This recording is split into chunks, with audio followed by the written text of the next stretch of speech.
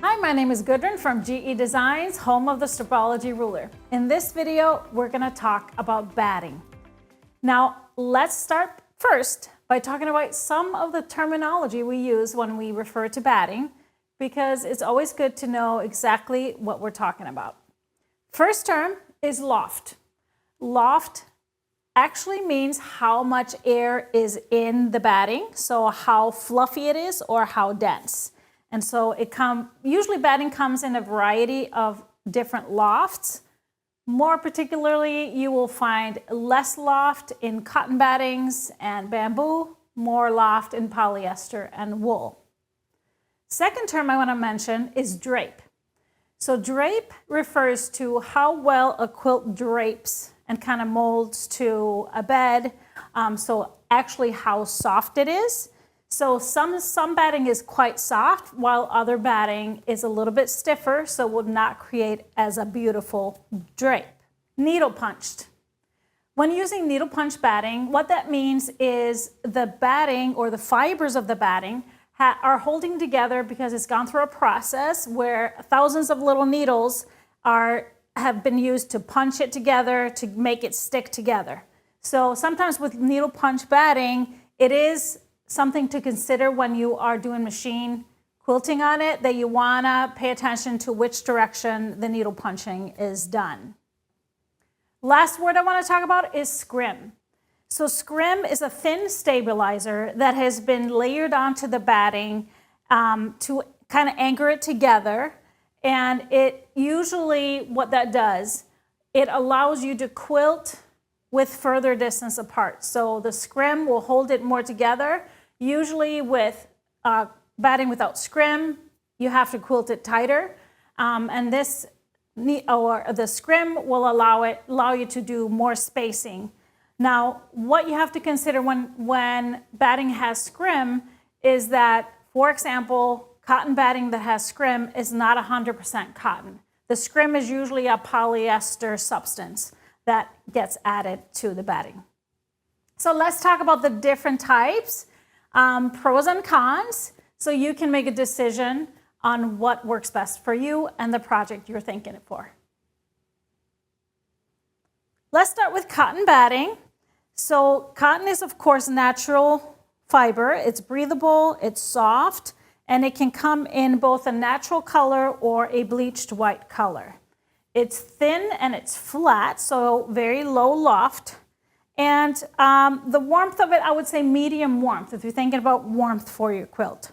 So it works great for traditional quilts. If you want that really crinkled look, so after you wash your quilt and dry it, you get that crinkly look. It is breathable and so very ideal for warmer climates or layering. Now, sometimes it does shrink. So you can always check for cotton batting that is pre-shrunk, but it comes with or without scrim. So it can shrink up to 3 to 5% unless it is pre-shrunk. But also some of the other cons, it can be heavy for larger quilts because it does weigh quite a bit more than other higher loft battings. So it is low loft, so that means there's less puff, and so your quilting stitches might have less definition around the stitching. And the third I wanted to mention too, it may be a little bit harder to hand quilt than some other more synthetic options of batting. Next up is polyester. So this is, of course, a synthetic. It's strong, more resilient than natural fibers. It can come in a variety of lofts from medium to high, and its warmth scale, I would say, is fairly high, so because it kind of traps more air. So it is lightweight and does not shrink when washed, which can be a benefit. It keeps its shape over time, so it's really good for wall hangings or any kind of decorative art quilts or anything like that. It shows off your quilting really, really well because it has that loft in it.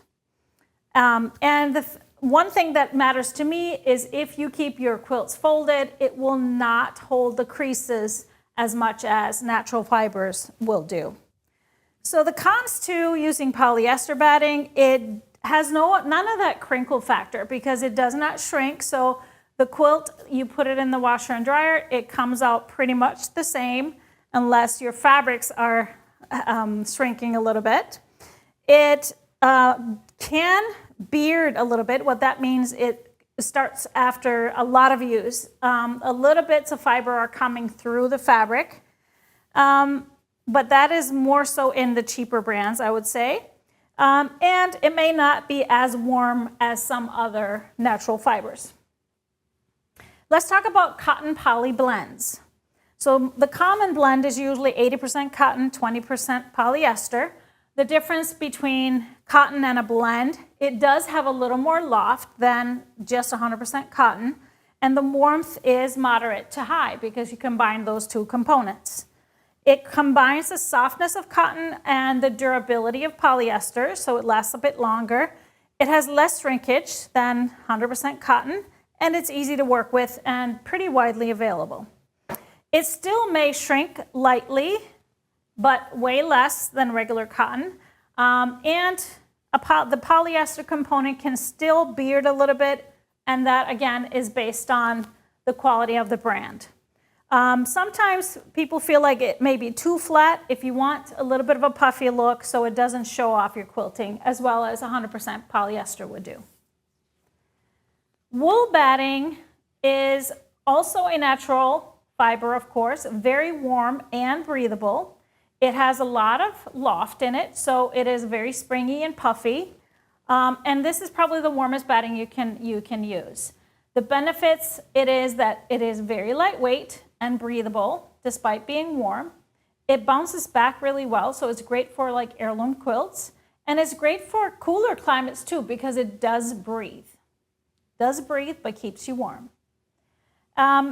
The cons would be it is a bit more pricey than other battings. It can shrink or felt a little bit if you don't wash it carefully, so you need to really follow the washing instructions. It can cause allergies in some people that have sensitivity to wool, and it may be too warm if you live in a warm climate or you need a summer quilt.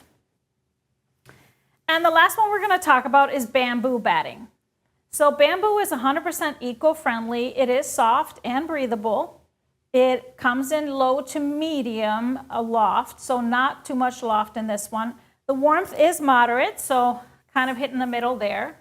The benefits, of course, are that it is a natural antibacterial product, and it has those properties.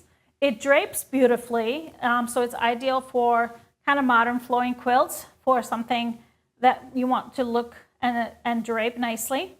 It is cool to the touch, so it's great for summer quilts or warmer climates. So some of the cons, it can be pretty delicate and can tear or stretch more easily when handled roughly. It can shrink a little bit, and it is quite a bit more expensive than cotton or polyester. So I would say also it's not ideal for high loft or fluffy quilts. It tends to be pretty flat, so it's not going to show off your quilting stitches as well as other brands would do. So in closing, all I want to say is you can think about all these different products I have used all of them. I have my preferences, and then I will switch to something else when I want something very specific. The key is, though, you never want to really skimp on the price. So the same type of batting can range in price, and just know that you are getting a huge range in quality. So if you want your quilts to really last and through generations and be used, think about that part.